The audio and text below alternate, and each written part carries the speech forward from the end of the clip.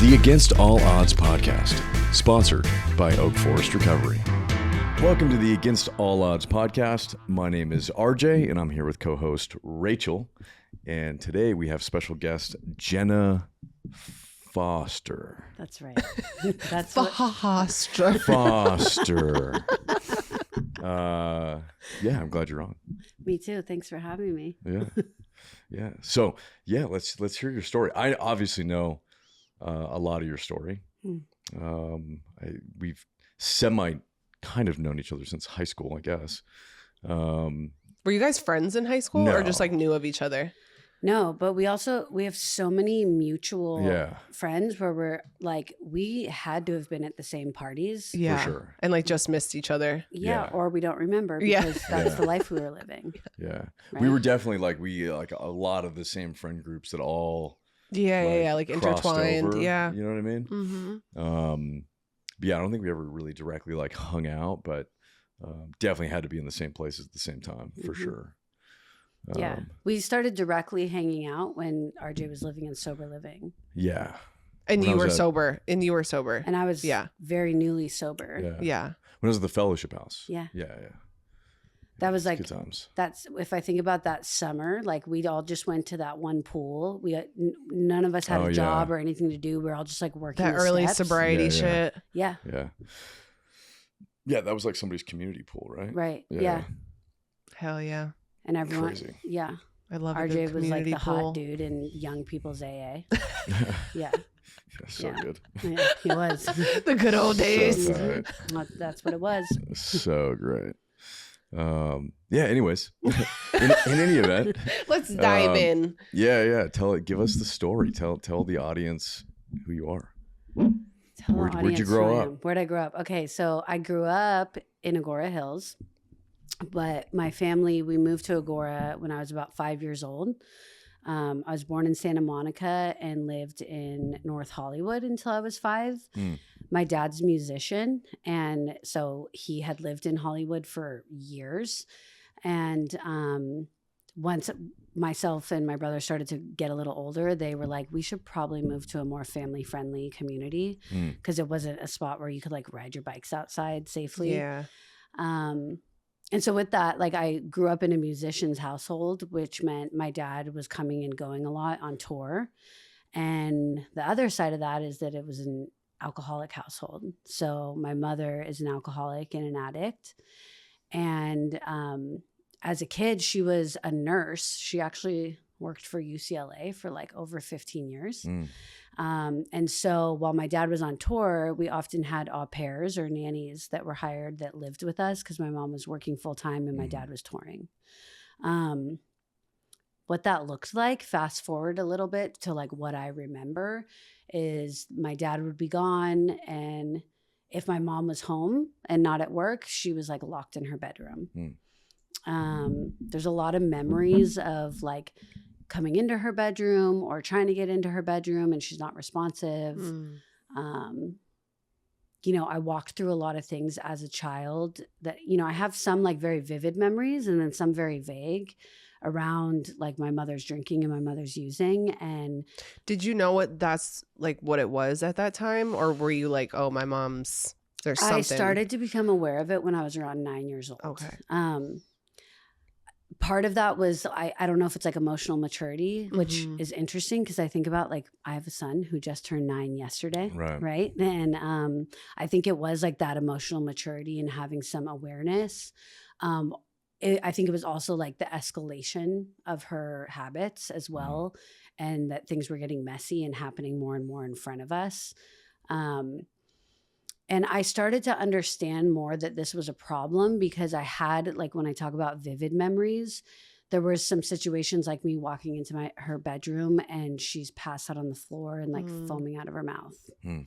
I remember one time walking in her bedroom and there was like this big armchair and there was a handle of vodka like under the armchair. Like I think she thought she was hiding it, right. But it was like so evident, like, okay, this is not like not a great job you did here.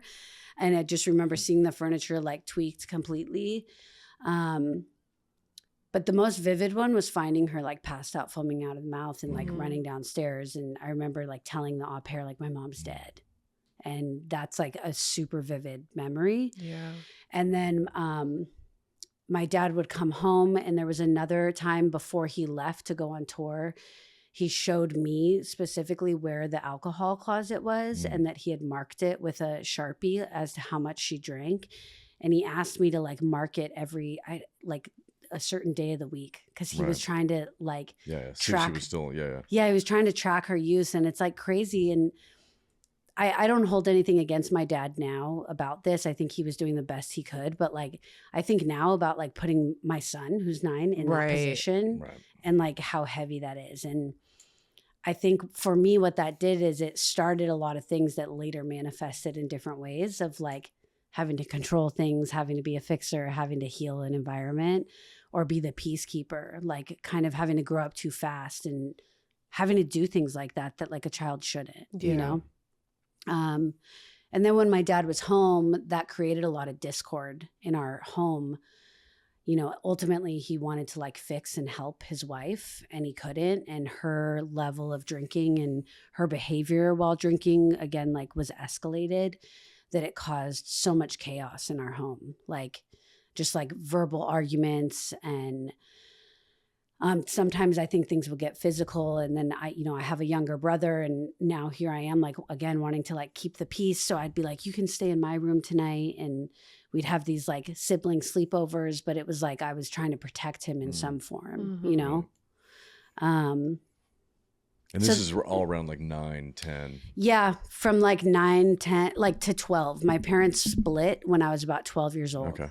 I remember them asking me what I wanted for my birthday, and I told them I wanted them to split up. And this is when you were 12? Yeah. This is like right before they did? Yeah. Okay. Because it was so chaotic. Yeah.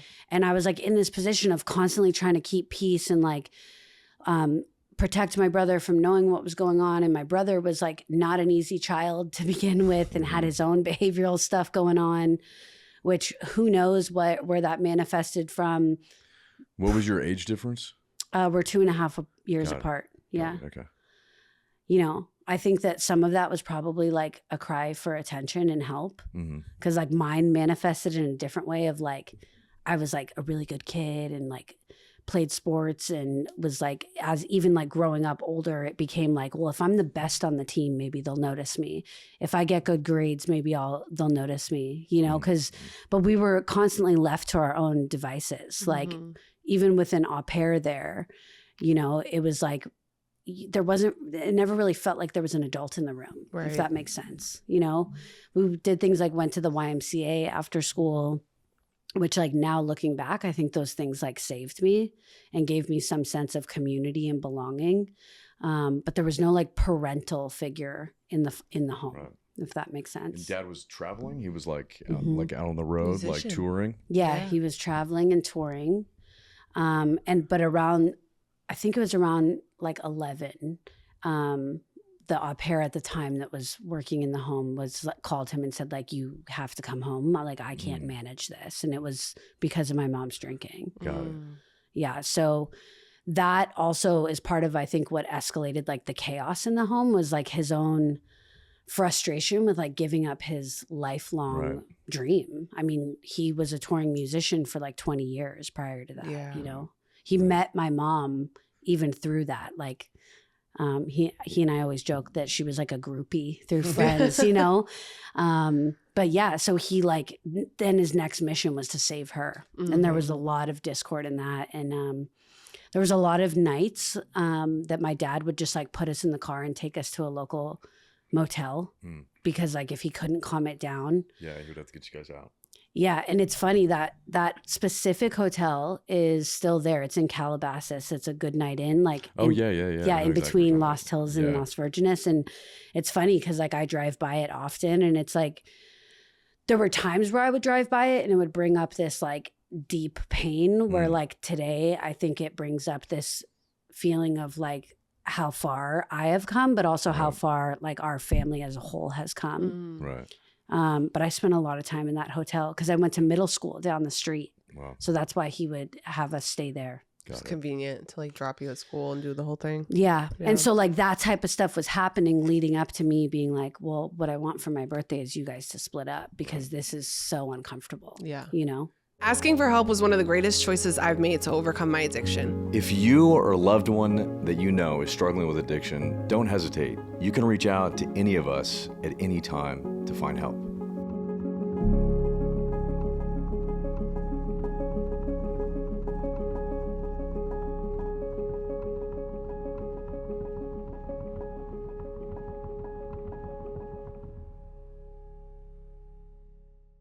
And when did you start drinking or using drugs? So I didn't start drinking or using drugs till my senior year of high school, which is like really, I think, uncommon in our bubble of like recovery. Typically you hear like people starting drinking or using really young. Like I'm pretty sure that's both of your stories, right? Or if I think about my brother was like 12 years old selling weed. And I was over here like, no, Dad, that's not his. He said he was holding it for a friend. Right. And so what, you were like 17? Yeah. I was a senior in high school. And I know that like me not drinking and using was like solely because I was in fear of it. I was in fear of because you saw your mom and you were like, I don't want to be like that. Yeah. Like I had that like strong, vivid memory of the foaming out of the mouth and like being a mother and then like losing your kids and then choosing to pick up and just like leave and move to another state without telling your children. And I'm like, if that's what drugs and alcohol does to someone, like I don't want it. Right. So it was like this healthy fear. Right. And, so I was like always the kid in high school that was like at all the parties and like the DD, and people like knew that about me too, you know, until I just decided one night to like, actually what it was is I was 17, I was about to turn 18. My dad was remarried and I had a stepmom. It was a really uncomfortable, like classic, like evil stepmom situation. Wow. Yeah. Like I had one of those. Yeah. Like, and I had a stepsister who was only 6 months younger than me. We were in the same grade, but she went to like the neighboring high school. Oh, interesting. And there was even this like rivalry, like stuff between her and I that like I didn't know I was participating in type of thing. And then that stepmom also started to participate in that rivalry stuff, like would get upset with my dad when he was like spending time with me or spending time with my brother. This is not who he's married to now. No. Oh, thank God. How long were they married for? I think they were only married like 5 or 6 years. Okay. They were together like 2 years before. Yeah, getting married. They got married. Yeah. So she and him were like going through stuff because of whatever their stuff that was happening in their relationship. I went away for a week to camp as a senior in high school to be like a camp counselor for the 5th graders going to outdoor education. Do you remember doing that? Yeah, of course, right? And of course, like me at that time, I was like, the only job I ever had was working at the YMCA as like a swim teacher or a camp counselor. I grew up in the YMCA going to camp. And as a senior in high school, like you had the opportunity to like volunteer. And I was like, of course I'm doing this, right? I come back from camp and I walk into our condo and my bed and all my belongings were in the living room. And I was like, this is weird, right? And I call my dad. I'm like, hey, what's going on, you know? And he's like, oh, shoot, you got home before me. I was hoping I'd talk to you before you got there. And long story short, him and his wife got in an argument and she decided to move me into the living room, but like not really move me. It was just like put my stuff in there. And when she got home, she was like, well, you're going to be 18 next week. You can figure it out. Wow. And so like this was now like I'm a senior in high school. I'd already dealt with like a lot of chaos in like the home with like my mother. Yeah. And then even like there was the year of like them splitting custody before she lost custody and going back and forth. And then me choosing that I'm no longer visiting my mom because she was now like sometimes trying to get sober and then sometimes like not, and also like bringing home men that were not sober and some really shitty circumstances that happen. And like, I know you and I have talked about this before. I don't know if I've ever shared it with you, but a little bit. I don't think too much. Not like there was an instance when I was 13 years old and I woke up after going to sleep and there was a man on top of me and like sexually. and I'm 13 years old and I'm screaming out for my mom's help and she's in the room, but she's passed out because she's so high and she couldn't help me. Right. So it's like I'd walked through a lot of stuff and then here I am, fast forward to 18. And like this woman that's in my dad's life is like, you can figure it out.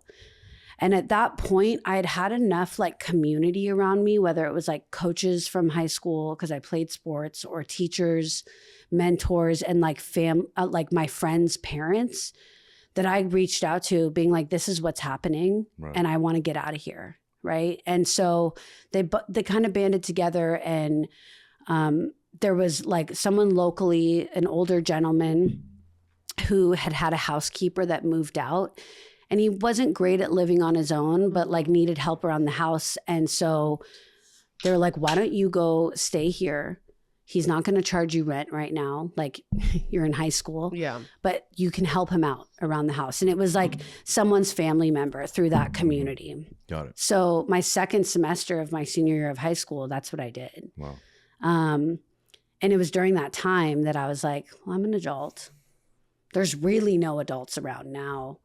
I think I can drink. Like I'm responsible enough that like I live on my own. Like it was this like blissful arrogance really, right? Of like, I got this. Like, I think I'm fine. And so I like started drinking for the first time at like a house party in Oak Park locally. And I always talk about like, I remember it perfectly. Like I remember sitting in this little Honda Civic because like in 2006, that was like a cool car to have, right? Like a tricked out Honda Civic with like underglow underneath it, you know?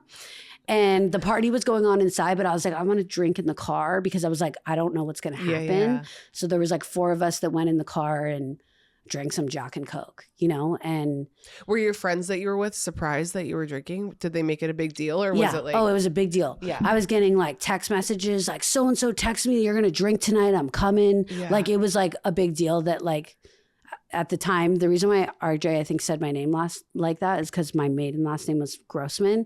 But like, it was like Jenna Grossman's drinking tonight, you know? And it was like a thing. It was a thing for me too, though. Like it immediately created this like warm physical comfort throughout my body. And like from there forward, it was like, yeah, I'm going to do that.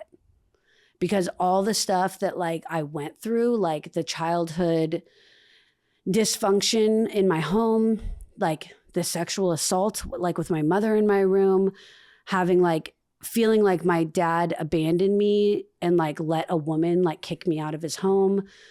All of that created a lot of like discomfort in here and up here.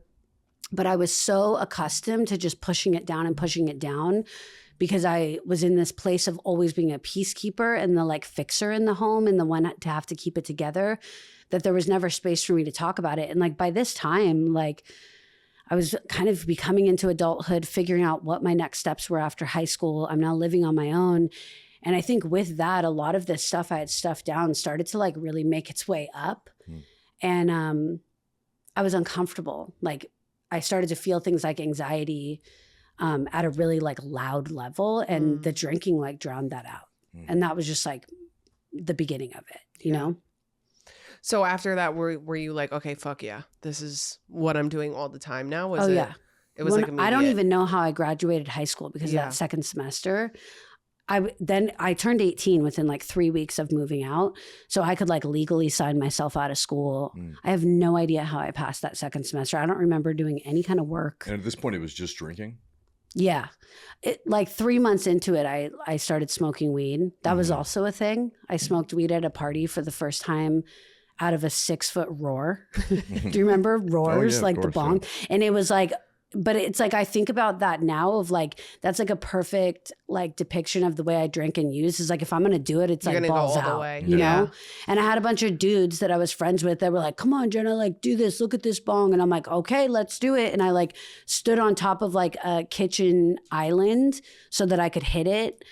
And I'm pretty sure that night was the first night I blacked out because I like didn't remember anything after, you know?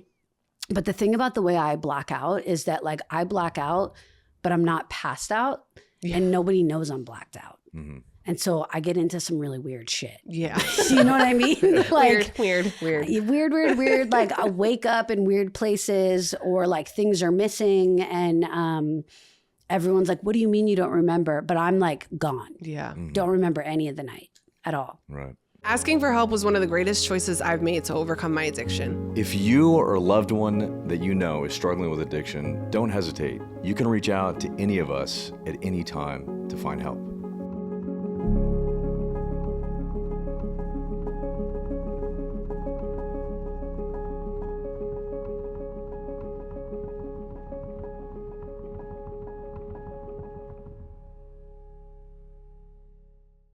And so that led into, I like moved down to San Diego for like a very brief moment. It was probably like 4 months to go to college and play water polo.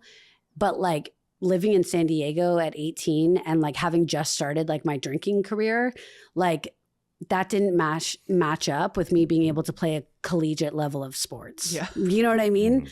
And I quickly was like, yeah, I'm not doing this.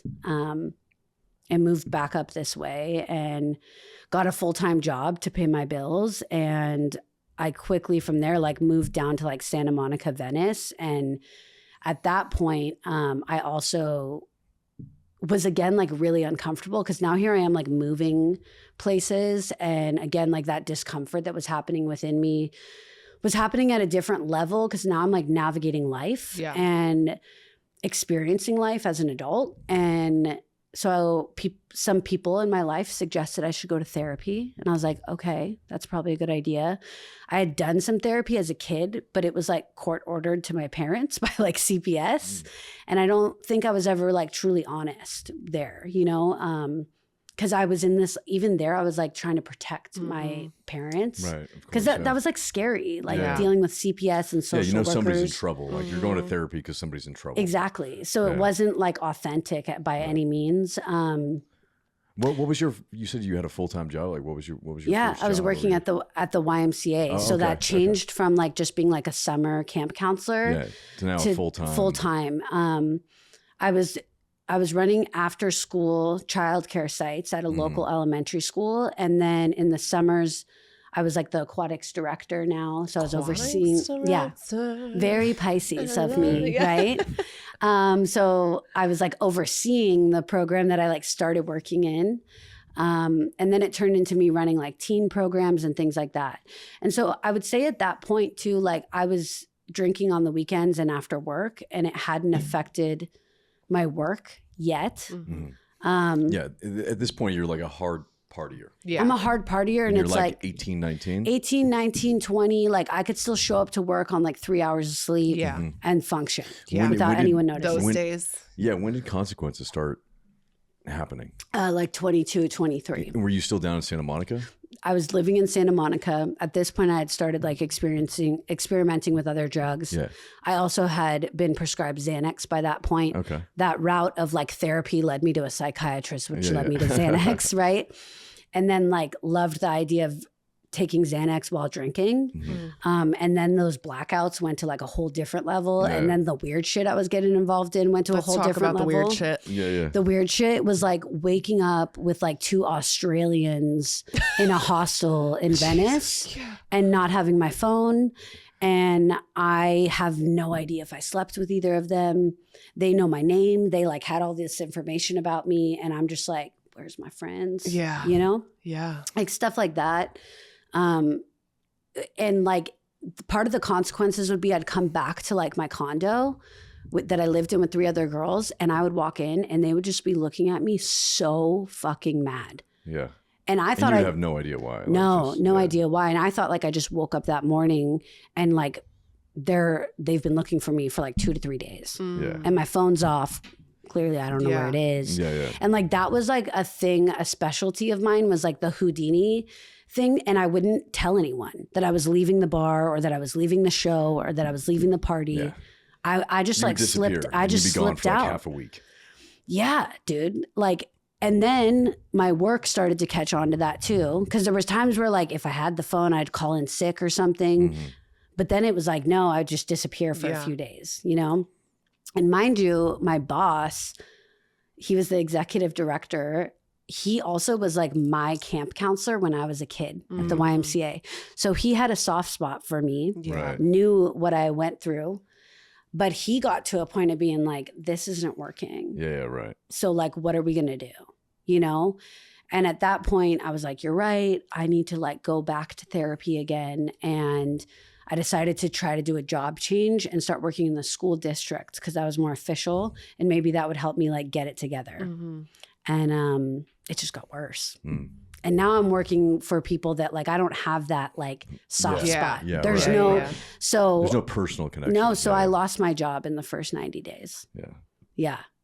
And you know, what's so interesting is I remember during that time, so I was working as like a teacher's assistant in the special ed department. I've always had like a pull of working with like people, kids, families, or like community and like being of service always. Yeah. And I know that comes from that's part of like what raised me and kept me somewhat around, right? But during that time, one of the teachers who was my favorite teacher that I spent like an hour of the day with had opened up to me about her daughter being in treatment at Beit Teshuva.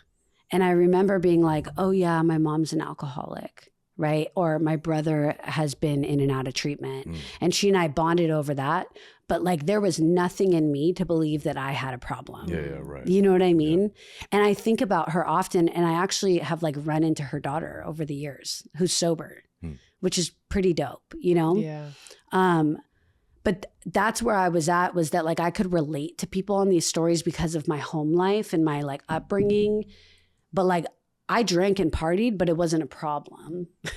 Even though I was like not showing up to work and things like that. And so. Well, you probably were comparing it to what you saw in your mom, which was so much worse. Right. Than where you were at the time. Absolutely. And you were like, that's an alcoholic. This is not. Right. And I, you know, living in Santa Monica and Venice in like the heart of like a party scene from at that age in my early 20s. Yeah, you were just doing what I really felt like I was just doing what everyone else was doing. And hindsight teaches us a lot always, right? We're like looking back, it's like, yeah, but like my friends weren't like disappearing for a few days. Yeah. They weren't like going home with strangers that like were staying in hostels from other countries. They weren't like smoking blunts with homeless people, you know, or like literally just taking tabs of acid at the bar from like people you don't know. Like they were like, Jenna, no, we will go get our own at least, right? You don't take it from people you don't know. And I'm like, why not? It's free, you know? I also know that I was like drinking before going out to meet up with them and they didn't know that. Because I didn't want them to know how much I was drinking. For sure. You know, so I would like finish like, even if it was just wine and not hard liquor, I'd finish like an entire bottle of wine before going out with everyone, you know? So what happened after you lost the job? The school? So after I lost that job, I collected unemployment gratefully for a while and was like, this is great. Still living down in Santa Monica. Still living in Santa Monica. I was also had a part-time job at this, it was called the Paint Lab on Main Street.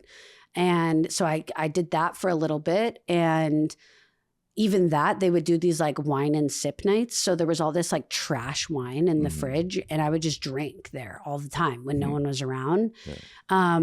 And that quickly just became like unsustainable. I was bored. I couldn't pay my bills. So I decided to move back up to this area. And I had a friend who was renting out a room. And I had some money saved up that I could like do that for a few months. And I knew like, okay, I can get a job. Like I'd been working since I was 15. So I was always like employed. So I wasn't worried about getting a job.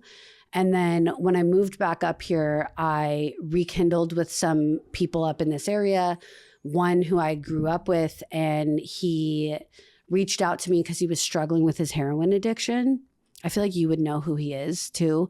And he was like, I don't know who else to talk to. Everyone's so like judgmental, but like, I know you've dealt with this in your family. And I'm like, yeah, of course. And so we start hanging out and next thing we know, like we're dating, right? Because like he's strung out, but he's obsessed with me because I don't judge him.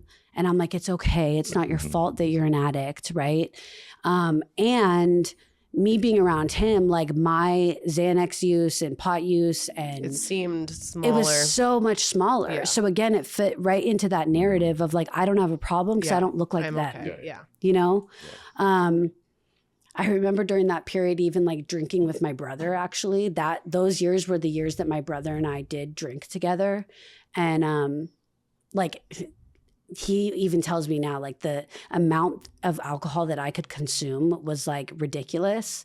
Asking for help was one of the greatest choices I've made to overcome my addiction. If you or a loved one that you know is struggling with addiction, don't hesitate. You can reach out to any of us at any time to find help.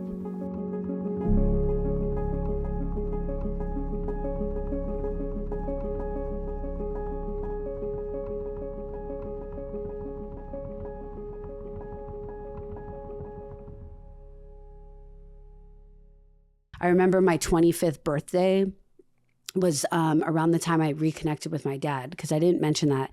After I moved out, I just stopped talking to my dad. I was super hurt and like angry, and I didn't talk to him from 18 till about 24, 25. And like, I was just like hurt. I was angry. I kind of had that feeling towards everyone in my family. So during those years of like exploration, I was also just like fully on my own, like no communication with my dad. My brother was in and out. Sometimes I just didn't know where he was, or he was in prison, or he was in rehab. And then my mom, I absolutely didn't want to talk to. So I started talking to my dad again when I moved back up to this area. I also got honest with him about that incident that happened when I was 13 at my mom's house. And it was the first time I ever told anyone. Yeah. So I also like held on to that for like 12 years, you know? And so during that time, my brother was like semi okay versus to how he was in the past. And it was easier for me to hang out and drink with my brother than my friends, because like my brother definitely didn't have a problem with the way I drank. Yeah. You know, he wanted to drink with me. What happened during that is like, then weird shit started to happen with my roommates, where like they let me know that like things were going missing in our house. And one of my roommates was like a tour manager for a band. And there were times where he had like lots of cash in his room. And that guy I was dating, I think, knew that. And that money went missing. So the junkie boyfriend was robbing your roommates. Yeah, robbing my roommates while I think I'm going to save him. Yeah. You know? Yeah. And I'm just like so oblivious. Yeah. So then what happens? They kick you out, or they... So they didn't kick me out, but it started to get so uncomfortable. They were actually trying to support me and trying to like get me to break up with him and like see what was going on. But then he was like, what if you came and lived with me at my fucking mom's, right? And we save money and then we can get our own place. And I'm like, yeah, you're right. Yeah, sounds perfect. Absolutely. And what are you, like 24 at the time, or? I'm 24, 25, yeah. Okay. And I'm like, yeah, let's go live at your mom's in Agora Hills, like where I grew up. And honestly, he didn't even have a bedroom. She like made him a bedroom in the living room, okay? With like some dividers that like it was just, this is your life. This is my life. Yeah. This is my life. And so now we're living there. I'm collecting unemployment. I have no job. And we also decide that we don't need 2 cars.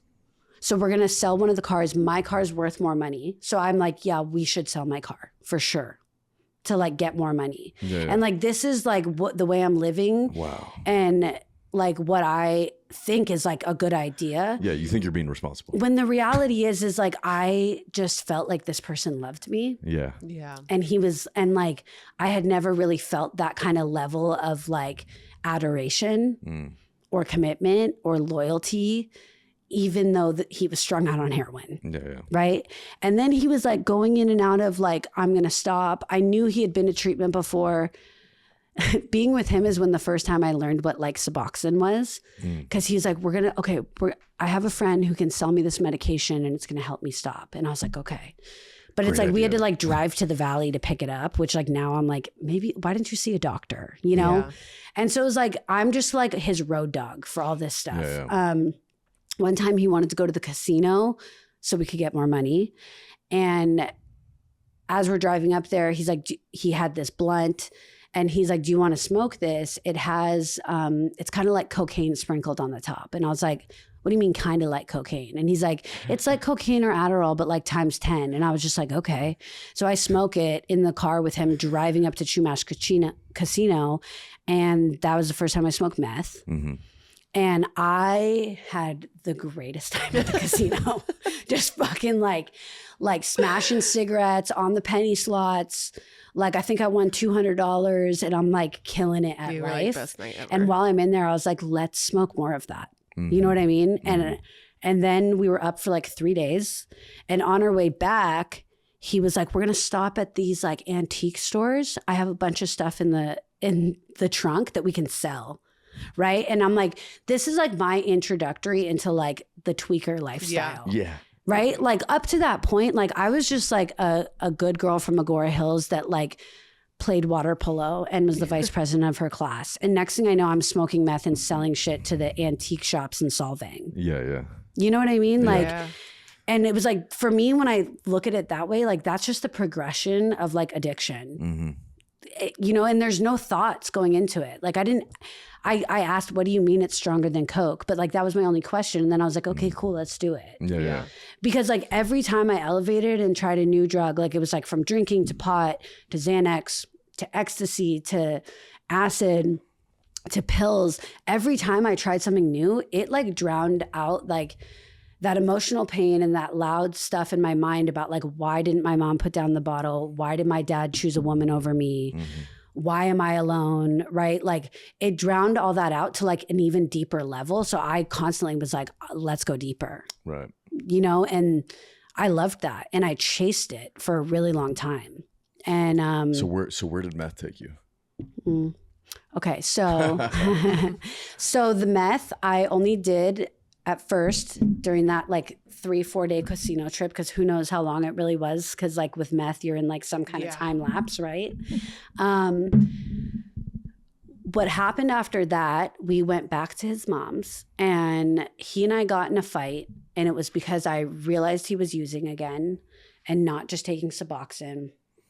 And we got in some kind of argument, and my response at the time was, if you're going to keep using like that, then fuck it. And I went into our bedroom and grabbed a bottle of Xanax and just took all of them. Oh my God. And I know to this day, there was 32 of them in there. And I know that probably for the same reason you would know how many pills are in your bottle, right? Like we're addicts, like we're constantly keeping track because I need to know when I need to get more, right? And from that point, I woke up attached to a hospital bed. And I was by myself, and a nurse came in, and I was like, what happened? And they're like, well, we had to pump your stomach. And I like vaguely remembered that I had taken all those Xanax, and I said, where's my boyfriend? And they said, he was here for a little bit. He actually left and said he's going to rehab. And I was like, how dare him? Like, right? Like now he's going to go to rehab after I pulled this whole stunt. Yeah. And, so I was put on a hold, a 5150 hold, and went to a psych hospital. Dude, have you guys you've been in psych hospitals? Yeah. Dude, that's to me, that's like worse than being in jail. Yeah. But I was on so much Ativan. How long did they hold you for? So they held me for 3 days, but. And this is all coming on the heels of like a 3 to 4 day meth bender. Yeah. And so you're coming off a meth bender, you come back home, get in a fight with the boyfriend. Mm-hmm. You take 32 Xanax pills, wake up in the hospital, and they put you on a 5150. Right. Okay. And then I'm like waking up in like, I don't even remember like the transport from like the hospital to the psych ward. Yeah. But I'm like waking up to like people just walking around like loony bin style. And I'm like, whoa. Yeah. Like this is where I am. And at the end of that, they had asked me like, who's picking you up? And I was like, oh shit. And I didn't want to call my dad at that point. I was like, we had just started talking. The reality is I was embarrassed. I didn't want him to know this is where I got after I like shut you out of my life. Like, I don't need you. Right. And so I just like broke down emotionally and told them, I don't know. I don't have anywhere to go. I was living with my boyfriend at his mom's. If he's in rehab, like, I don't want to go there. I don't know what to do. Mm-hmm. And that was like my first kind of moment of being like, I need some kind of help for my emotional and trauma. Yeah. Uh-huh. It was not, nothing was about addiction. Yeah. That was like a weird thing I did because of how much in pain I was. Mm-hmm. And so they were like, okay, well, there is this county funded spot attached to the hospital. It's newer. They can help you get on Medi-Cal, which it will retro. And I was like, cool, let's do it. So I went there for 2 weeks. This is my only treatment experiment. As I'm sure you could imagine, after a few days of being in there, I basically was like running group. And I was coaching on everyone on how they were going to get sober and how they were going to hold boundaries when they got home. Right. And I would go with them at night to AA meetings as support. Yeah. I was like peer support. Yeah. Right. And that was my treatment experience. Asking for help was one of the greatest choices I've made to overcome my addiction. If you or a loved one that you know is struggling with addiction, don't hesitate. You can reach out to any of us at any time to find help.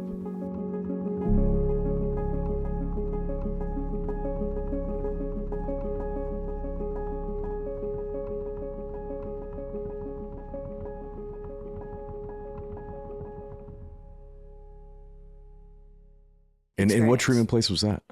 Ventura County Medical Center. Okay, got it. Mm-hmm. Okay. Yeah. So you were there for 2 weeks, and then what happened? So in that time that I was there, I did reach out to my dad and told him what was going on. And Dad took you back home? Yeah. And my dad at this point had a couple years before then divorced that woman. Right. He was living in Thousand Oaks and he had a studio. He's like this bachelor musician dude, right? Now he like does musician gigs locally. And he's like, I have a couch in my studio and that's all I have. Right. And I was like, okay. And so here I am, like just had 8 years of not talking to my dad. I was so resentful at him, blamed all of my life and my pain on him and my mom. And I'm begging him to help me. And I move into his studio and live on his couch. And the studio was like a back house of a house in Thousand Oaks, right? Like an ADU. During that time, that boyfriend's mom had told me that she had a friend who was looking for a nanny and maybe that'd be a good job for me. So I'm like, yeah, I'm great at babysitting. Yeah. That's like always been my thing, working with kids. So I start working for her. My dad has to drive me to and from because, oh no, he didn't have to drive me yet. I still had my car. I used to drive this like white Chevy Silverado. I'm sure you could imagine like me romping around town here, the tweaker chick in a white truck, like very interesting image of who I was then. And so I started nannying for this woman. She was a single mom in Agora Hills. She had 2 boys. And she also just like needed help around the house. She got a lot of alimony. I don't really think she needed help. I think she wanted a friend around. Got it. And after 2 weeks of working with her, I started smoking pot with her once the kids would go to bed. She told me about how she had been to rehab before. So she totally understood what I was going through with my boyfriend being in rehab. Just like literally fueling my narrative of like how I'm the support and like I'm not as bad as everyone else.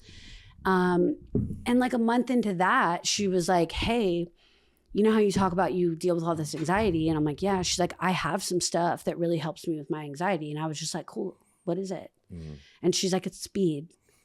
And she tells me, and in my mind, I'm like, okay, well, speed's not as bad as meth. And I'm thinking that's like the rich people's way of like referring to it, that maybe it's better. Yeah. It's not as dangerous. I don't know. And so you start smoking speed with her? With her. Wow. When her kids go to bed at night. And she you guys pays would stay up all night? All night. Wow. That's when I started my online jewelry business. Segue. Online jewelry. Yeah, Tweaker because status. I'd stay up all night like crafting. Got it. Love the craft. Yeah. Etsy and we were like this. And so you were selling jewelry on Etsy? Yeah. Okay. With her. Got it. As you're getting paid to smoke meth with this. Her. Yeah. That's the fucking ideal situation, dog. And this is in Agora? Yeah. Oh, yeah. Got it. Yeah. Okay. So how long does this last? Like 6 months. Okay. Wait, tell the story about the machete guy in the... Oh, machete guy. Okay, so she had a boyfriend that they met at the gym. It's a local gym in Agora also. And they did a lot of meth together. Like Agora Fitness? Absolutely. Yeah. Yep. Okay. You remember that, Yeah, yep. I can just imagine. Yeah. Yep. And he would like come around, but then randomly be gone. And like he and I never smoked directly together. He was just a weird dude. Like in her backyard, there was like all these like weird crystals on like the cement fence that like fenced out her backyard in the corners. And I remember being like, why is that there? And she's like, oh, he put it there because it's like guarding off the people that he thinks are watching this property. God, like, dude. okay. Yeah, So yeah. now I've elevated into like what tweaker life is, right? For sure. And like he would do weird things and he would just like randomly show up at the house and then like be in these weird spaces. I remember one time he came in, he had like tinfoil on literally his head. And I'm like freaked out about what's going on. She is a co-parent of these 2 kids. That dad starts calling, being like, what's going on in your household? The boys are telling me weird stuff. Yeah. He started to get physical with her. And so she was trying to get him out of the house. And so and this is all while she also was like using meth, like filed a restraining order, would talk to the police would come over. He like showed up and stole one of her cars one day. The police come over and I'm telling you, I don't know how, like she and I were like twacked out of our mind. Yeah. Dealing with the police, talking about this dude. And they're like, well, if he comes, you're going to call this number. So he shows up one night and I'm there at 1 a.m., of course, probably making jewelry in the garage. And he is like terrorizing us, running through the house. I run into the other room, call the sheriff that they told us to call. I'm like, he's here, you know, and they're like, we're on our way. And then he realizes they're coming and he goes and like hides in the front yard. And he had these like machete swords with him, which like, why do you have them unless you're smoking meth? Right. Right. And all I remember is like hearing over the intercom out front that the cops are like, come out, we can see you. And she and I pop out from the garage and we can see him. And he's like behind a bush and he thinks no one can see him, but it's like, he's bigger than the bush, right? Yeah. And he's like squatted down with the machetes. With the machetes like this, Machete dude. Man. And they're like, we can see you, put the weapons down. And he got taken to the jail that night and we had to walk through that. I went with her to court for that. Also high out of my mind. Like, I don't know how. I feel like when you're on meth, you really think that you think okay, nobody knows. But you're really not. But like, yeah. You think you are. And yeah. I think by thinking that you are, you kind of get away with it for a while until you get really fucking weird. Really weird. Yeah. Oh, yeah. And so he's in jail. And it was probably 3 weeks after that I'm running around adventuring with her. And I start shoplifting with her. And the second time, one night I got pulled over while driving home from her house at 3 a.m. That's when we wrapped up that night, right? And I was swerving and stuff and I got pulled over. And the cop at first was like, why don't you just go over to the gas station, splash some water on your face? Because I'm like, I'm a nanny. I just got off a long shift. And I like almost had him, you know, until he ran my license and realized it was suspended.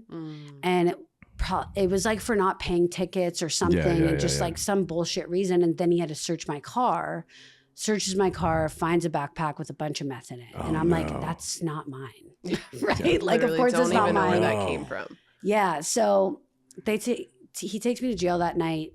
That woman bails me out the next day. 3 days later, we're shoplifting at a Kohl's department store in Moore Park. And we got caught by loss prevention.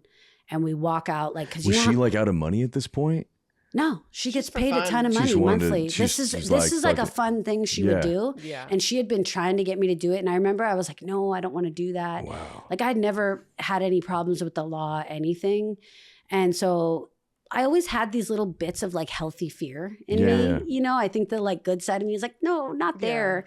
It's like that whole thing of like when you're using right and you're like the not yet thing. Like, no, I've never gotten arrested yet. I've never like tried meth yet. I've never shot up yet. Right. Like I like actively walked through that, you know, and loss prevention likes to let you go through with the act and then catch you outside after the fact. Right. And so I walked out and all these cop cars come like swarming, headlights are on us, and they separate us. And I to this day, I don't remember all of it. I remember coming to while sitting on top of a cop car and being like, oh shit. And this was 3 days after that other arrest. And I remember being like, excuse me. And this is also 6 months after I did that treatment stint, right? Yeah. And the cops are like, what? And I'm like, I need some help. Yeah. You know what I mean? And they started laughing and they're like, that's a good idea, you know? And I go through that. I bail myself out that time. And then that was like when I started to be like, maybe smoking meth is not great. And it's really messing with me, you know? Asking for help was one of the greatest choices I've made to overcome my addiction. If you or a loved one that you know is struggling with addiction, don't hesitate. You can reach out to any of us at any time to find help.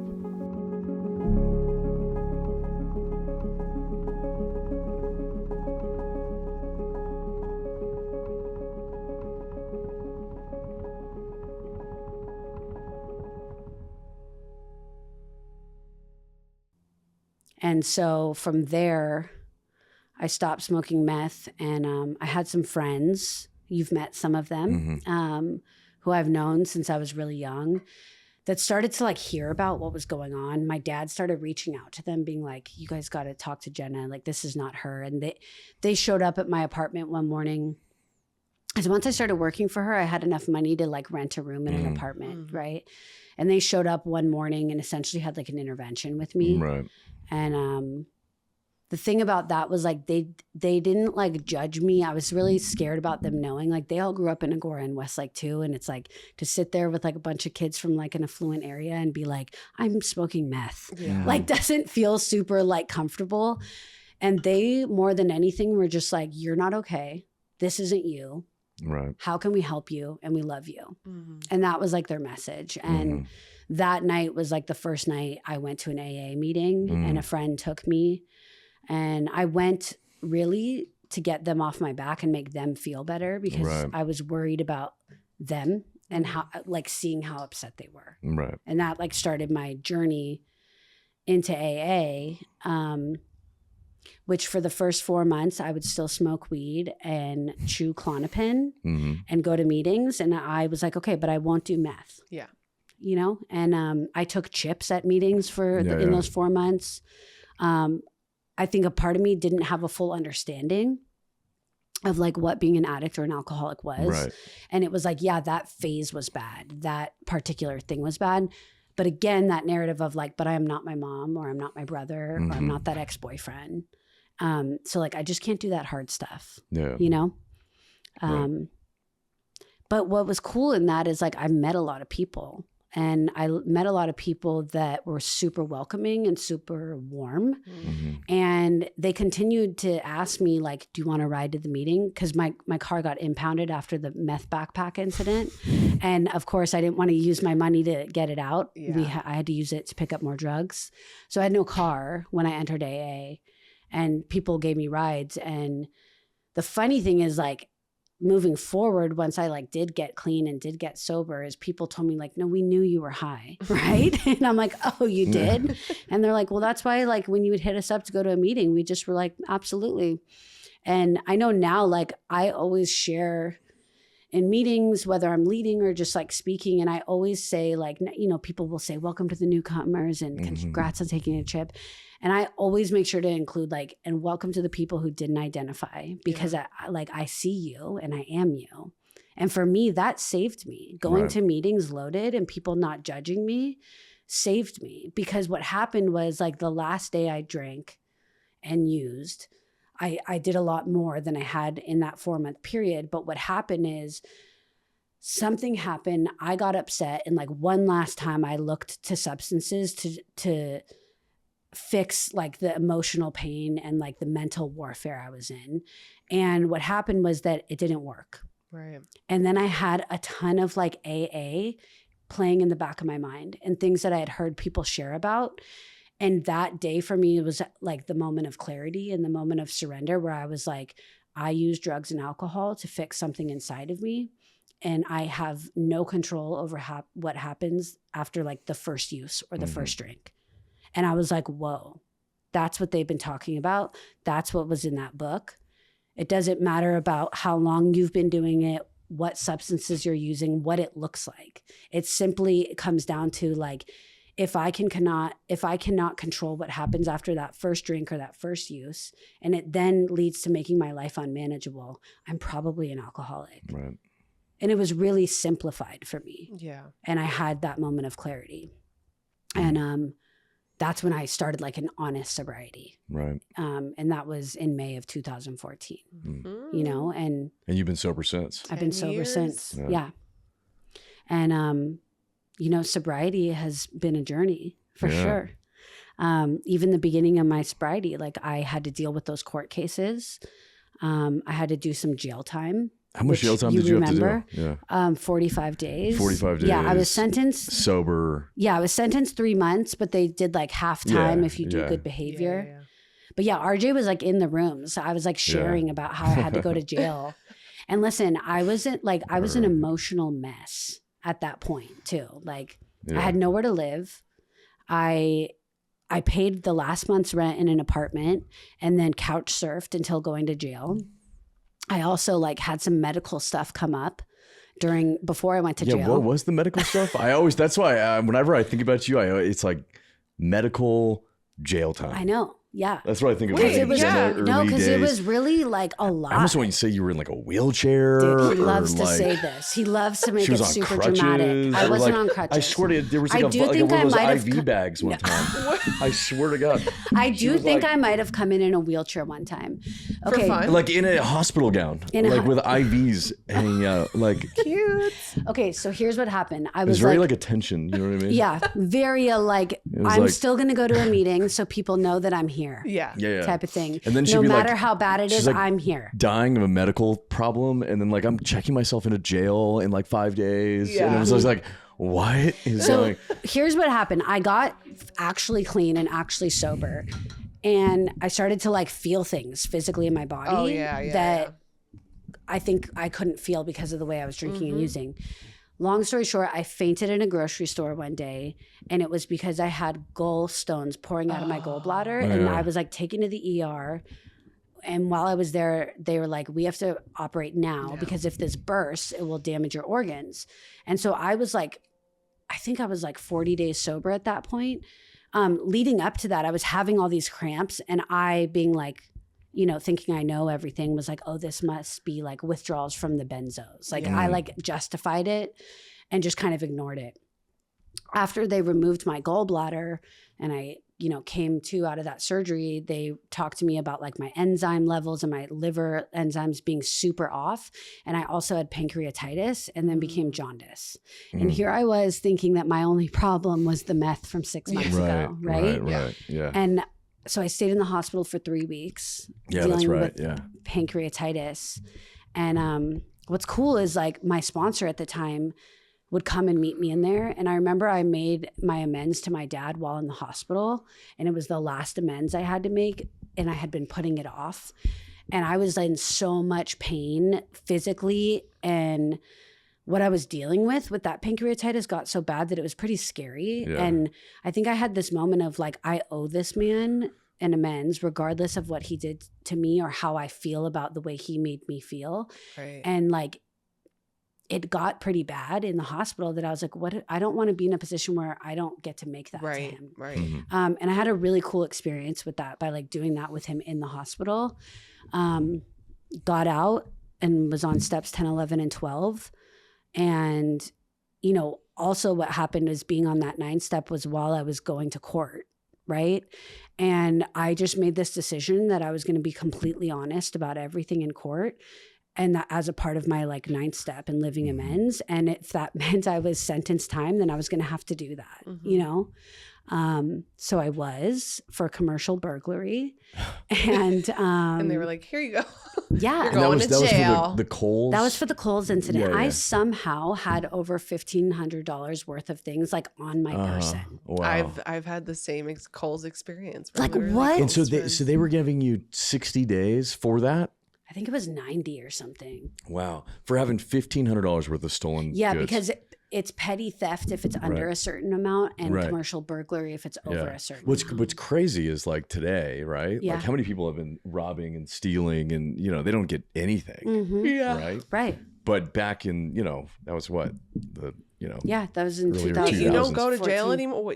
I mean, just in California, like you can go and steal. I mean, I think they started to crack down on it again, but like, you know, ever since COVID. There was a time. Wow. Yeah. Yeah. I mean, especially since COVID. Yeah, because they don't people want to were not crowd the being arrested. jails. Let's go to Kohl's. Yeah. Asking for help was one of the greatest choices I've made to overcome my addiction. If you or a loved one that you know is struggling with addiction, don't hesitate. You can reach out to any of us at any time to find help.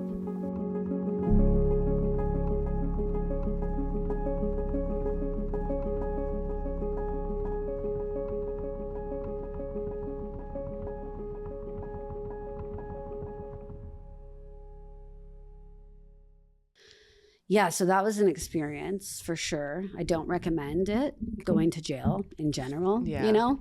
Yeah. But at least you didn't have to detox. Yes. I know. that is a heavy You know what I mean? Have you there. had to No. detox in jail? No, Have no. you? No. Okay. No. I went to jail one time when I was like, That's my worst nightmare.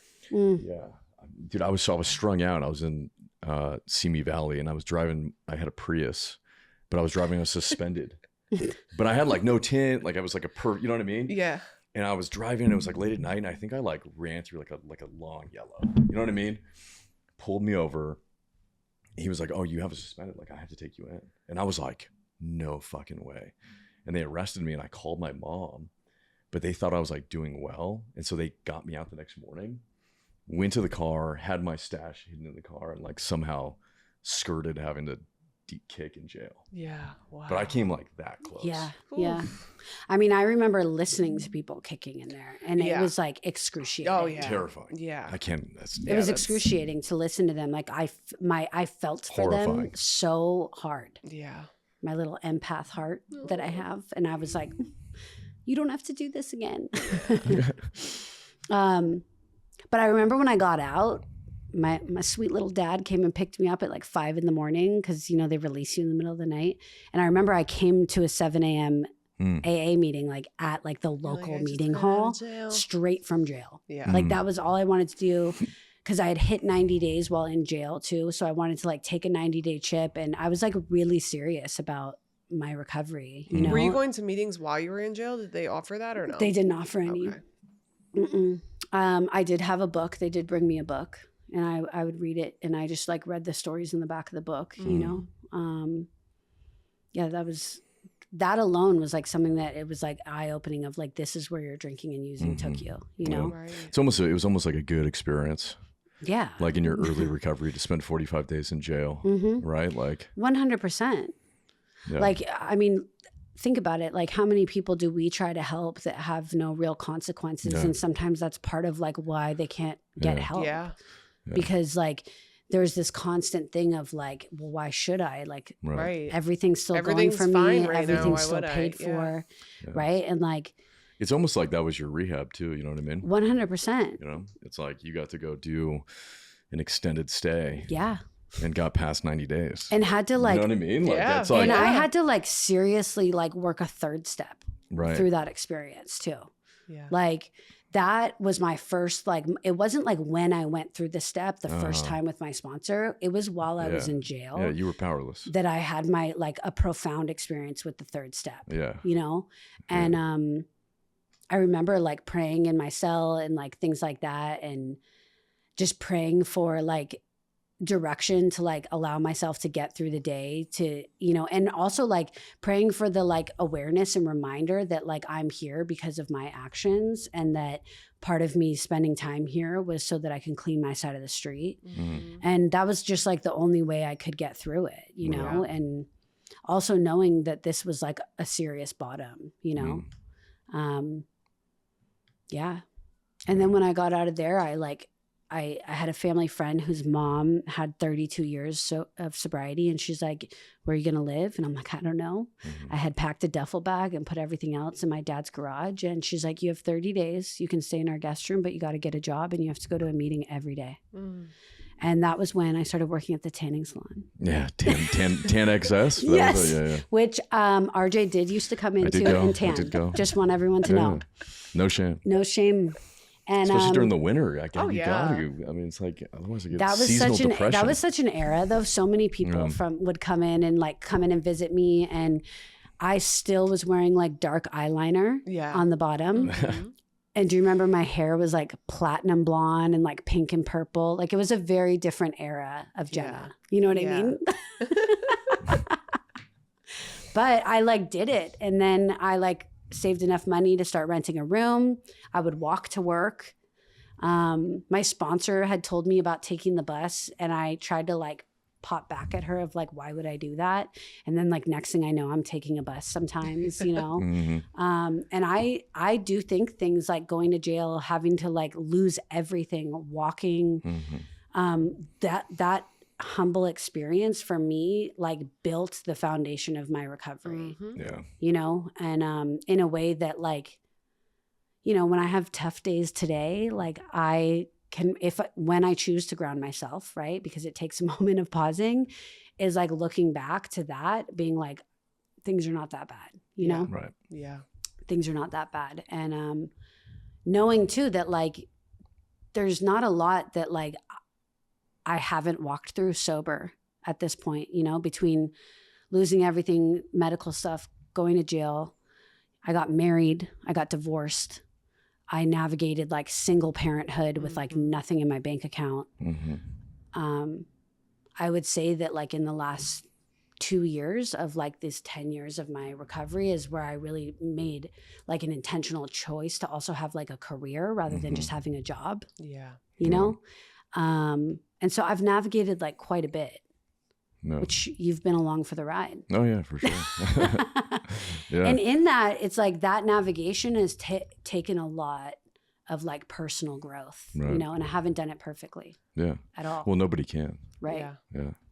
But I'm super grateful that I have people in my life that like, including RJ, right? That let me know like when like I'm off, like I'm off from like what is like spiritually aligned, you know? Yeah. I don't want friends or family or like a sponsor that isn't willing to be honest with me. Because that type of stuff leads me back to like enabling 100%. and like people pleasing and having to be a fixer and trying to control everything, which like for me, all of that leads me to like an old behavior of like stuffing down, and where like this, the opposite side to it is like being in that active third step, right? Not having to control things, learning that I don't have to fix other people. Right. I can be like a conduit, and that's like my hope, right? But at the end of the day, like it's not in my control. Right. Nothing is. And that's a hard lesson. That's a hard lesson to learn. Yeah, it is. RJ's watch me learn it. There's a lot of hard lessons to learn when you're sober. Yeah. Right. Sobriety is, you know, it's just like it's probably just life. You know what I mean? Yeah, it's just life. It's just a lot of lessons. Right? A lot of lessons, you know? It's kind of a never ending cycle of lessons and kind of leaning into it. Right. You know what I mean?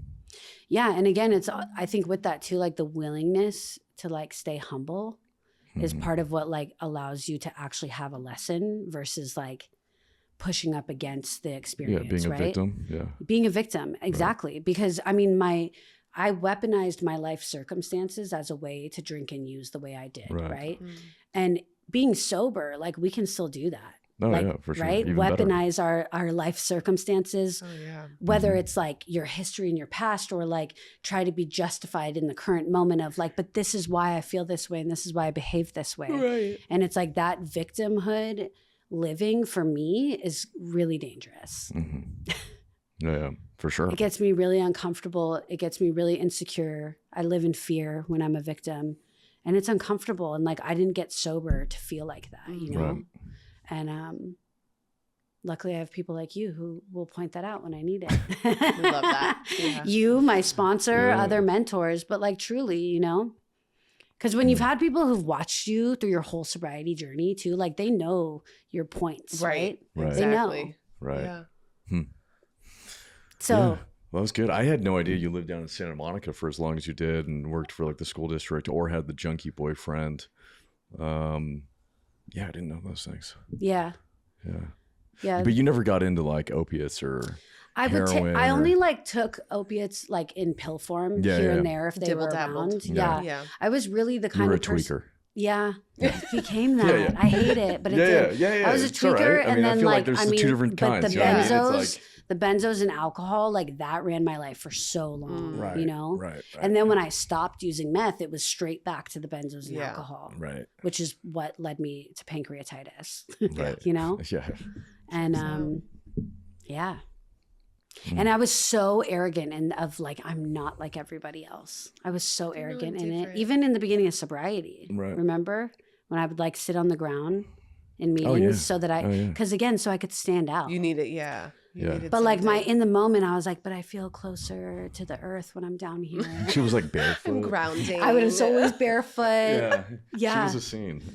And it's like, and I would like, I was such a scene, dude. Yeah. I was just an emotional disaster.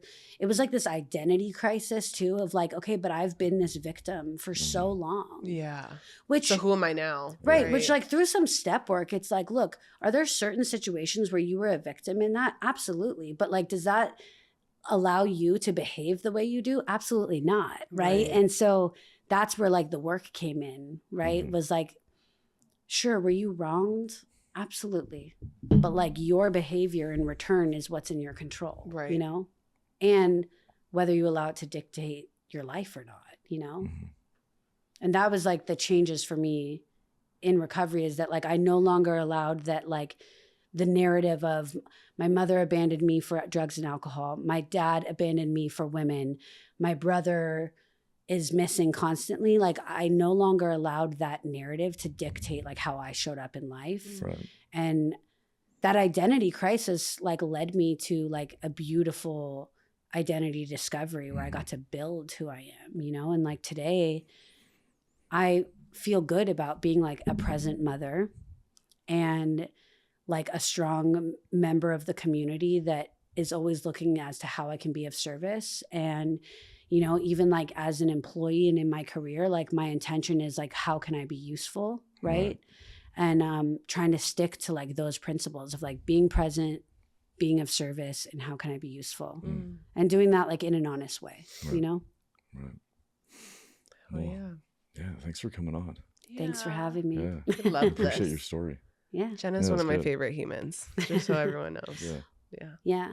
Remember when you were like, told me I had to be friends with her? And I was like, well, that's weird. Why are you doing that? And then like we hung out for like 3 days and was like, oh my God. We were best friends and had like a God moment. Yeah. That's amazing. It was like, do you know about how I found a chip, a 6-year chip? Oh yeah. Did we? You don't know about that? No. So the first time when I you came first here, made me hang out with her, Jenna. and I was like, "This is weird, but sure, I'll host her." Right?